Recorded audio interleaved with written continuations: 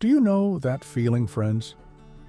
When you've set the table just right, baked their favorite pie, and then the phone rings. Sorry, Mom can't make it this weekend. And suddenly the house feels too big, too quiet. If this sounds familiar, I want you to know something important. You're not alone. And more than that, this isn't the end of your story. Today we're going to talk about how to rewrite it. Meet Helen from Boise, Idaho. After her son moved to Seattle for work, she spent months waiting for visits that never came, until one morning she did something radical. She stopped waiting. I signed up for a memoir writing class at the library, she told me. At first, I just listened. But then I shared a story about teaching my boy to ride a bike, and something magical happened. Helen discovered what I want to share with you today. When one door closes, you've got to find the windows. Here's how we'll do it together. Reframe the story. It's easy to think, they don't love me. But the truth? Your kids' lives are crowded. Soccer practices, work deadlines, their own parenting struggles. Like my neighbor Jim says, I realized my daughter wasn't rejecting me. She was just drowning in her 40s, too. Become the architect of your joy. After retirement, Martha from Phoenix turned her empty nest into a friendship factory. Tuesdays are for pottery class. Fridays? She hosts supper and stories for fellow grandparents. My grandkids call it Grandma's Party House, she laughs. Now, my kids visit just to see what's new. Give what you crave. When Ed's daughter stopped calling, he started knitting scarves for homeless vets. Those boys hug me like I'm their own pop, he says. Funny thing, my Lisa calls more now. She wants to hear about my other family. Here's the secret, friends. Loneliness is a signal, not a life sentence. It's your heart saying, I'm built for connection. In our next chat, we'll explore how technology can bridge the miles. Yes, even if you hate computers. And those small daily habits that make you the person everyone wants to visit, even when life gets busy.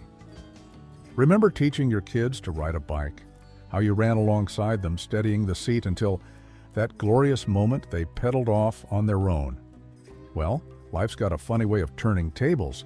Now here we are, needing to learn a new kind of balance, how to stay connected when we're not in the same room. Meet Linda. 2 years ago, she cried when her grandkids called her the Phantom Grandma because she kept disappearing from FaceTime. Today, she runs virtual cookie decorating contests every Sunday. Here's how you can bridge the distance, too. Well, tech made tender start small. Ask a grandkid to teach you one app, just one, during their next visit. Pro tip, Walmart's Photo delivery service will print texts straight to your local store. Now when Jake sends baby pictures, you're holding them by Tuesday. I'm set. The 15-minute miracle Tom in Florida sets his microwave timer when loneliness hits. I give myself 15 minutes to feel sad, he says. Then I call someone who's lonelier than me, the widow next door, my old coworker. Funny thing, I always forget to check the timer. 19. Build your bonus family.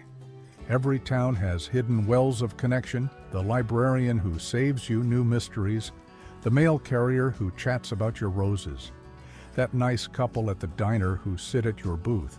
These aren't replacements, they're reinforcements. Here's the beautiful truth no one tells you. Love isn't a pie that gets smaller with every slice.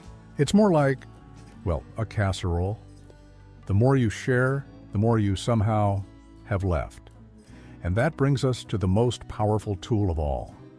But that's a conversation for next time. For now, try this. Tonight, text one photo from your youth with just 2 words. Remember this? Then wait for the magic. Funny thing about memories, they don't fade unless we stop taking them out to breathe. That's what Margaret from Tennessee discovered when she pulled out this very recipe card last year. After my Billy passed and the kids got busy, I thought my stories would die with me. Then I started teaching these young moms at church how to make his famous biscuits. Now, Their babies call me Nana Pie. Here's the secret sauce, friends. Your value isn't measured in visits, it's passed down in teaspoons of wisdom and cups of stubborn love.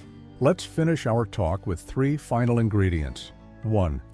Become a keeper of lost arts. When arthritis made knitting impossible, Ruth from Michigan started Story Stitches at the Senior Center. Now she teaches kids to finger weave while sharing Depression-era tales. Turns out, she winks, YouTube can't hug back.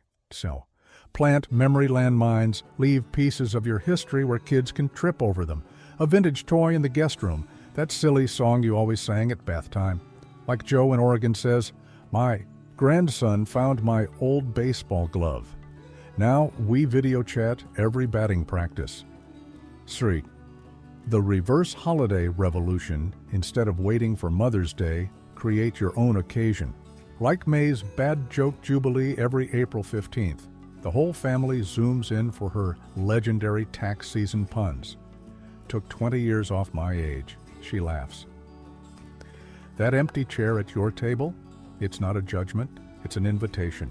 An invitation to gather new faces, share old stories, and maybe, just maybe, teach some young parent how to make those terrible pancakes your kids pretended to love.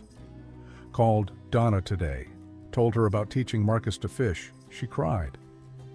Then invited us all to the lake next month. P.S. Left message for Brian too. No guilt, just the silly hat story. Your story isn't over. It's just being told in new ways. Hit subscribe.